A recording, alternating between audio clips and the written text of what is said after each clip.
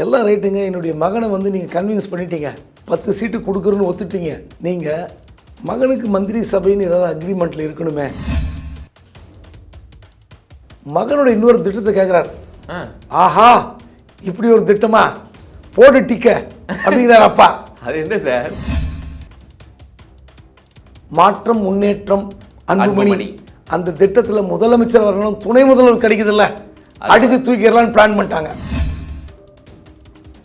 2001 ஸ்டாலின் செய்த தவறை அன்புமணி செய்திருக்கிறார். நீங்க இந்த முறை அதிமுக பக்கம் போயிருந்தால் கட்சி வளம் பெறும். பாஜக என்ற ஆக்டோபஸ் பாட்டாளி மக்கள் கட்சி முழுங்க போகுது தெரியாமல் போய் சிக்கி கொண்டிருக்காங்க. இப்படி ஒரு வாய்ப்பு கேட்டிருக்கார். மனைவிக்கு தருமபுரி, பேரனுக்கு கடலூர். பாட்டாளி மக்கள் கட்சி சொந்தங்கள் தொண்டர்கள்லாம் வந்து உற்சாகமாக இருப்பாங்க. இப்போ நீட்டுக்கு வந்து ராமதாஸ் என்ன பண்ணுவார், குரல் கொடுப்பாரா? எத்தனை பேர் உயிர் போச்சு வட மாவட்டத்திலே, அப்போ என்ன பேச்சு? அதனால் மிகப்பெரிய சரிவை பாட்டாளி மக்கள் கட்சி பாஜக கூட்டணி வட மாவட்டங்களில் பெறப்போகிறது. அந்த இடங்களில் அதிமுக அதிக வாக்கு பெறுவதற்கு நிச்சயம் வாய்ப்புண்டு.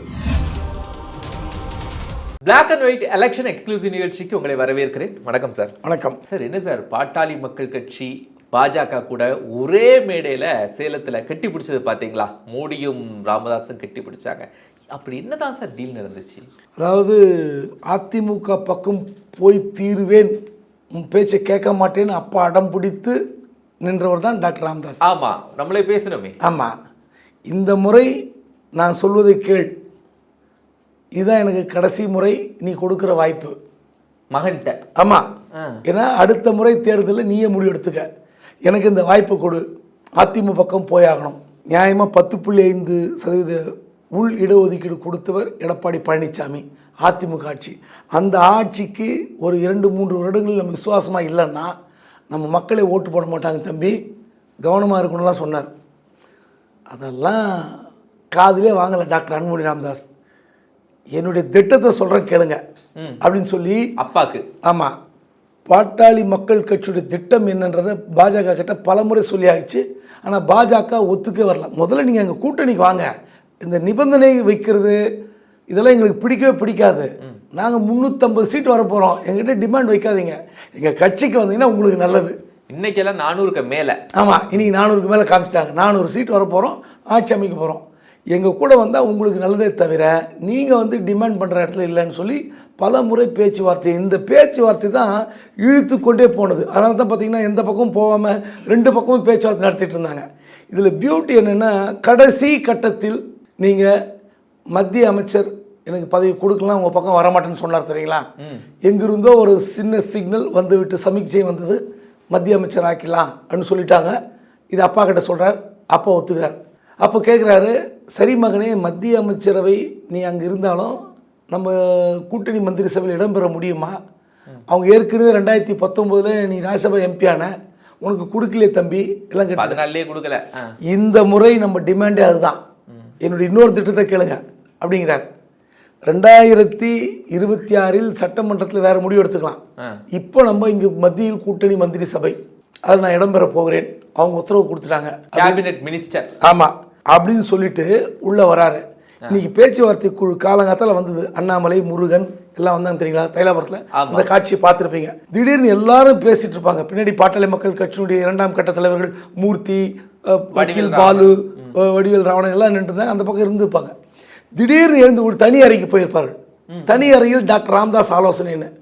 அப்போ என்னென்னா, அவர் என்ன சொல்லியிருக்காருன்னா, டாக்டர் ராமதாஸ், எல்லாம் ரைட்டுங்க, என்னுடைய மகனை வந்து நீங்கள் கன்வின்ஸ் பண்ணிட்டீங்க, 10 சீட்டு கொடுக்குறோன்னு ஒத்துட்டீங்க, ஆனால் நீங்கள் மகனுக்கு மந்திரி சபைன்னு ஏதாவது அக்ரிமெண்ட்டில் இருக்கணுமே, இல்லை யாராவது டெல்லியிலேருந்து எனக்கு கன்ஃபார்ம் பண்ணணுமே, டெல்லியிலேருந்து என்னை யாராவது பார்க்கணுமேங்கிறாரு. அதுக்காக தான் உள்ளே போய் கூப்பிட்டு, இதுதான் உள்ளே கூப்பிட்டு வச்சு பேசுறது. உள்ளே போய் அண்ணாமலை சொல்லியிருக்காரு, கவலையே படாதீங்க, உங்கள் மகன் மந்திரி சபையில் இடம்பெறுகிறார். எத்தனை தொகுதி ஏதாவது பேசினாங்களா? அது வருவோம். இப்போ இந்த திட்டத்தை சொல்கிறார். உடனே அவர் எப்படியோ கன்வின்ஸ் பண்ணிட்டாங்க. 10 தொகுதிக்கான தேர்தல் செலவை பாஜக கவனித்துக் கொள்கிறது. பெருசா பொருளாதார செலவையும் நீங்கள் செய்ய வேண்டியதில்லை. அதிமுக உங்களுக்கு என்னெல்லாம் வாக்குறுதி கொடுத்ததோ தேர்தல் செலவுக்கு, அந்த தேர்தல் செலவை நாங்கள் பார்த்துக்கொள்கிறோம். அதனால் நீங்கள் ஒப்புதல் தரணும். உங்கள் மகன் ஒத்துக்கிட்டார், உங்கள் மகன் இந்த முறை மத்திய அமைச்சரவையில் இடம்பெற போகிறார் அப்படின்னு அண்ணாமலை சொல்கிறார். இல்லை டெல்லியிலேருந்து யாராவது வந்து சொன்னால் எனக்கு கொஞ்சம் உத்தரவாதமாக இருக்கும் அப்படின்னு ஒருவேளை ஃபோன் போட்டு கையில் கொடுத்ததாக ஒரு தகவல். யார்கிட்ட பேசினாங்க, ராமதாஸ் எப்படி கன்வின்ஸ் ஆனார் தெரியல. இது ஒரு டீல். இந்த டீல் முன்னாடி எப்படி பேசுகிறார் அப்பா கிட்டன்னா, இது ஒத்துக்கணும்ல அப்பா, இந்த முறை மத்திய அமைச்சரவையில் நான் இடம் பிடிக்கிறேன், நம்ம தோத்தாலும் இடம் பிடிக்கிறோம், ஏன்னா நான் ராஜ்யசபா எம்பியாக இருக்கேன்ல, ஆமாம், அதனால் தோத்தாலும் இடம் பிடிக்கிறேன். அதுக்கப்புறம் நம்ம ஏதாவது ஒரு 2025 வரைக்கும் இருக்குது. அதன் பிறகு எப்படியாவது அங்கே நம்ம ஏதாவது ஒரு சொல்லி பதவி வாங்கிக்கலாம். இந்த ராஜ்யசபாவே அதிமுக கொடுத்தது தான், அதை கூட மறந்துருக்காங்க. அது பரவாயில்ல, ராஜ்யசபா கொடுத்தாங்க, 10.5% இடஒதுக்கீடு கொடுத்ததால் தென் மாவட்டங்களில் அதிமுக பெரும் தோல்வி. வன்னியர்களுக்கு நீங்கள் இடஒதுக்கீடு கொடுத்தீர்கள் என்ற ஒரே காரணத்திற்காக தென் மாவட்டத்தில் முக்குளத்தூர் ஓட்டு போடலன்னு யார் சொல்றாங்க? ஓபிஎஸ் சொன்னார். அது உண்மையும் கூட, ஓட்டு வந்து சரிவதற்கு அது ஒரு காரணம். ஆனால் மகனோட இன்னொரு திட்டத்தை கேட்கிறார். ஆஹா, இப்படி ஒரு திட்டமா, போடு டிக்க அப்படிங்கிறார் அப்பா. அது என்ன சார்? இந்த முறை அமையப்போகிற மத்திய மந்திரி சபையில் ஒரு கூட்டணி மந்திரி சபை ஏற்படுத்த போகிறோம். அதில் எனக்கு ஒரு மத்திய அமைச்சர் பதவி கிடைத்துவிடும். அதன் பிறகு தமிழ்நாட்டில் 2026 தேர்தல் வந்தால் முதலில் பாஜகவுடன் என்ன பேசுவோம், இங்கேயும் கூட்டணி மந்திரி சபை அமைப்போம். பாட்டாளி மக்கள் கட்சிக்கு வந்து ஒரு மந்திரி சபையில் இடம்பெற வேண்டும், எங்களுக்கு துணை முதல்வர், நீங்கள் முதலமைச்சராக இருந்து கொள்ளுங்கள். பாஜக முதலமைச்சர் பதவி வைத்துக் கொண்டால் துணை முதல்வராக பாட்டாளி மக்கள் கட்சிக்கு ஒதுக்க வேண்டும் என்று கேட்போம். அப்படி பாஜக ஒப்புக்கொள்ளவில்லை என்றால் அதிமுகவுடன் பேசுவோம். அதிமுக முதலமைச்சர் வேட்பாளர், பாட்டாளி மக்கள் கட்சி துணை முதலமைச்சர் என்ற டீல் பேசுவோம். எது அமைந்தாலும் மத்தியில் எப்படி நம்ம கூட்டணி மந்திரி சபையில் இடம்பெறுமோ அதே போல மாநிலத்திலும் 2026 ஒரு கூட்டணி மந்திரி சபை நிச்சயம் ஏற்படும். ஏனென்றால் அதிமுக வலுவிழந்திருக்கும், வலுவில்லாமல் இருக்கிற அதிமுகவுக்கு கூட்டணி நிச்சயம் தேவைப்படும். அவர் நம்மைத்தான் முதலில் அழைப்பார்கள். தமிழ்நாட்டில் துணை முதல்வர் திட்டம் 2026, 2024 மத்திய கேபினட் அமைச்சர். அதாவது 2 டீல் எப்படின்னா, பாட்டாளி மக்கள் கட்சி பாஜகவுடன் கூட்டணி செய்து அங்கே அமைச்சராவது ஒரு திட்டம். 2வது, இப்போ நம்ம வந்து இங்கே அதிமுக வலுவிழந்து கிடக்கும், அப்போ கூட்டணிக்கு இன்னும் அலைப்பாயம். அந்த அலைப்பாய்கிற நேரத்தில் நம்ம புது ஒப்பந்தம் போடுவோம். சீட்டு எங்களுக்கு இவ்வளோ சீட்டு, கூட்டணி மந்திரி சபையில் துணை முதல்வர் பதவி எனக்கு, இன்னும் 4-5 அமைச்சர்கள் எங்களுக்கு. இப்படி ஒரு திட்டத்தை கேட்ட உடனே, ஆஹா மகனே, சமத்து மகனே, இந்த திட்டம் என் மூளையில் உதிக்கவில்லை, இப்படிப்பட்ட திட்டத்தை உனக்கு யாரும் சொல்லியிருக்காங்க தம்பி, டிக் அடிச்சிடலாம். அவர் அப்படி தலைகளா மாறிட்டாரு. சேலத்தில் எம்எல்ஏ அருள், மேட்டூர் எம்எல்ஏ சதாசிவம், தருமபுரி எம்எல்ஏ வெங்கடேஸ்வரன், இவங்கெல்லாம் போய் எடப்பாடி பார்த்து கொண்டே இருக்கிறார்கள். ஐயா வந்து தடுமாறாரு, மகனோட கன்வின்ஸ் பண்ண, இல்லைப்பா எல்லா செலவும் பார்த்துக்கலாம், உங்களுக்கு என்ன வேணுமோ செய்கிறேன், ஐயா வந்து இது பண்ண வேண்டாம்னு சொல்லுங்கள், முடிவெடுத்துட வேண்டாம், எங்கள் பக்கம் வந்துருங்கன்னு சொல்லிகிட்டே இருக்கார் ராமதாஸ். இதையும் மீறி ராமதாஸ் கன்வின்ஸ் ஆனது இந்த 2 திட்டத்தால் தான். மகனுக்கு வாழ்க்கை கிடைக்குது இல்லை, மத்தியில் அமைச்சராகிறார், மாநிலத்தில் வந்து கூட்டணி அமைத்தாலும் துணை முதல்வர் கேட்டு வாங்க முடியும்னு சொல்கிறாரு. அப்போ உண்மையிலே அதிமுக வலுவிழுந்து இருந்திருந்தால் நம்ம சொல்வதை கேட்கும், நம்ம கேட்கிற தொகுதிகள் கிடைக்கும், கூட்டணி மந்திரி சபையில் இடம் பிடிக்கலாம், துணை முதல்வர் கேட்கலாம். மாற்றம், முன்னேற்றம், அன்புமணி அந்த திட்டத்தில் முதலமைச்சர் வரணும், துணை முதல்வர் கிடைக்குதுல்ல, அடித்து தூக்கிடலான்னு பிளான் பண்ணிட்டாங்க. பெரிய ஸ்கீமு. உண்மையிலே அன்புமணிக்கு இந்த திட்டத்தை யார் கொடுத்தார்கள் தெரியல, இல்லை உண்மையிலே அவர் மூளையில் உதித்ததான்னு தெரியல, அருமையான திட்டம்னு சொல்லி அப்பா கட்டி பிடிச்சாரு, குடும்பம்லாம் ஒன்று சேர்ந்துருச்சு. இதில் புது ட்விஸ்ட்னா, ராமதாஸுடைய பேரன் சுகந்தன், அது ராமதாஸுடைய முதல் மகள் காந்திமதி, அவருடைய மகன் வந்து கடலூரில் போட்டி, அதுக்கும் அன்புமணி ஓகே சொல்லிட்டார். பெரிய வாரிசு அரசியலாக இருக்கும் போலுக்க. ஆமாம், வாரிசு அரசியலை ஒழிப்போம் என்று மேடைக்கு மேடை முழங்குகிற மோடி தான் அந்த பாட்டாளி மக்கள் கட்சியுடைய வாரிசை கையில் பிடிக்கிறார். அப்பா வந்து அதிமுக பக்கம் போறாரு, வர மாட்டேங்கிறாரு, ஆனால் வாரிசை கையில் எடுக்கிறாங்க. இது 3வது தலைமுறை சார், 5 தலைமுறைகளாக ஆட்சி செஞ்சவங்க தான் சார் வாரிசு அரசியல். வாரிசு அரசியல் உண்மைதான். ஆனால் இன்னொரு உதாரணம் நீங்கள் சொல்லணும். 2001 ஸ்டாலின் செய்த தவறை அன்புமணி செய்திருக்கிறார். 96 to 2001 வந்து DMK ruling, first class ruling. ஆமாம், அருமையான ஆட்சி, பெரிய குற்றச்சாட்டுகள் இல்லாத ஆட்சி. 98 அந்த பாம் பிளாஸ்ட் கோயம்புத்தூர் கேஸ் தவிர வேறு பிரச்சனை கிடையாது. அருமையாக டீல் பண்ணிட்டாங்க, அதில் அக்யூஸ்டும் பிடிச்சாங்க. ஆனால் அந்த ஆட்சி முடிகிற தருவாயில் கூட்டணி ஏற்படுத்துகிற பொறுப்பை கலைஞர் ஒதுக்கிட்டாரு, முரசொலி மாறன் ஒதுக்கிட்டாரு, நான் தான் முடிவு பண்ணிட்டார். இவர் என்ன பண்ணிட்டாரு, சரின்ட்டார். சரின்னு சொன்ன பிறகு இவர் ஜாதி கட்சியாக சேர்த்தார்.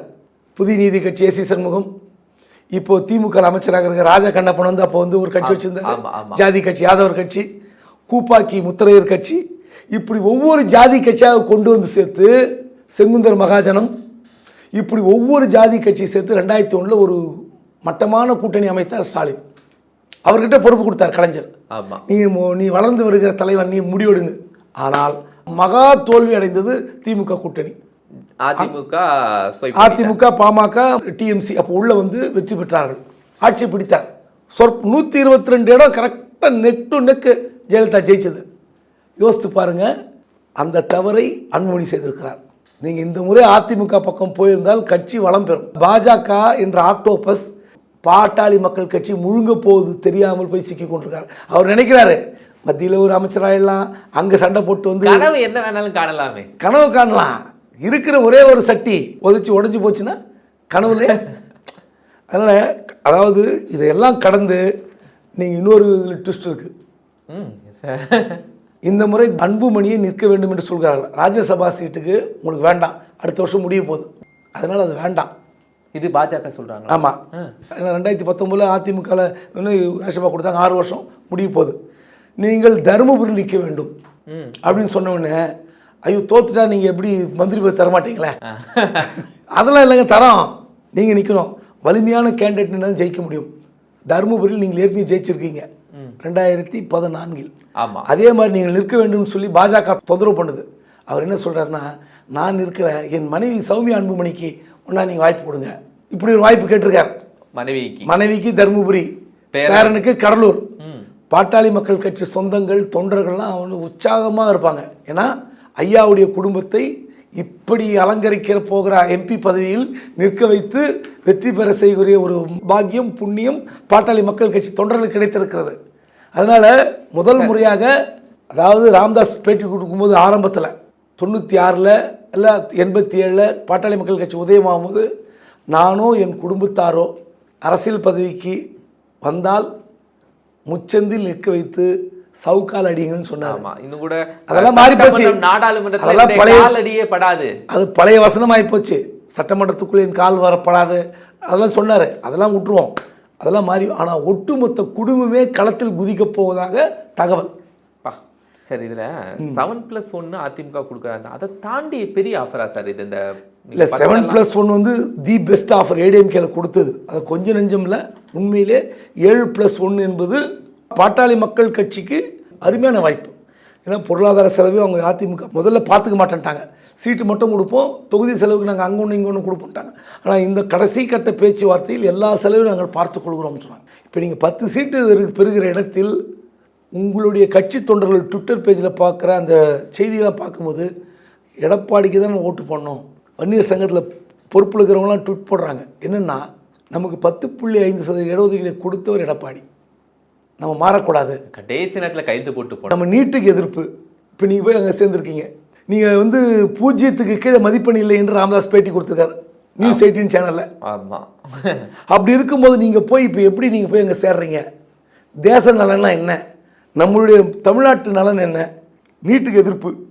இப்போ நீட்டுக்கு வந்து ராமதாஸ் என்ன பண்ணுவார்? குரல் கொடுப்பாரா? எத்தனை பேர் உயிர் போச்சு வட மாவட்டத்திலே. அப்போ என்ன பேச்சு? அதனால் மிகப்பெரிய சரிவை பாட்டாளி மக்கள் கட்சி பாஜக கூட்டணி வட மாவட்டங்களில் பெறப்போகிறது. அந்த இடங்களில் அதிமுக அதிக வாக்கு பெறுவதற்கு நிச்சயம் வாய்ப்புண்டு.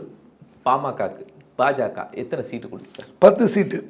அதில் 11 சீட்டு இவங்க கேட்டிருக்காங்க.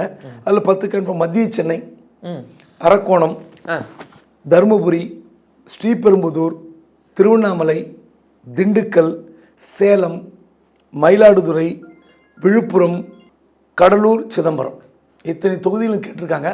இந்த 11ல் 10 டிக்கெட் அடிச்சிருவாங்க. ஏன்னா இவங்க மேஜர் பார்ட்னர்.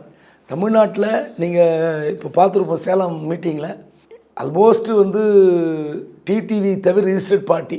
அடுத்து பாட்டாளி மக்கள் கட்சி ஜாதி கட்சி, ஜான் பாண்டியன் ஜாதி கட்சி, ஏசி சண்முகம் ஜாதி கட்சி, ஐஜேகே ஒரு ஜாதி கட்சி.